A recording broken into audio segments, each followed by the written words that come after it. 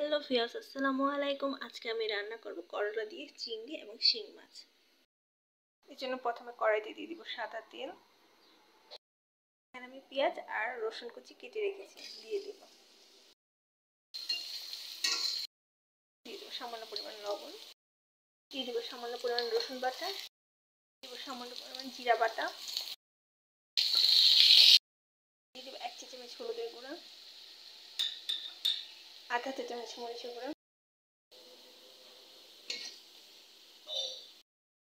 সামান্য পরিমাণ পানি দিয়ে কষিয়ে নেব। মশলাটা আমার কষানো হয়ে গেছে। এখন দিয়ে দেবো কেটে রাখা করলা, সিদ্ধ করা আলু। এখন করলাটি ভালোভাবে কষিয়ে নেব।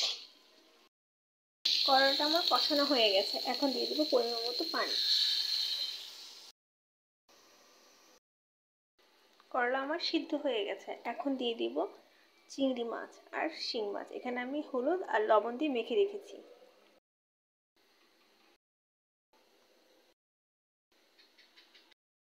তৈরি হয়ে গেল আমার করলার তরকারি।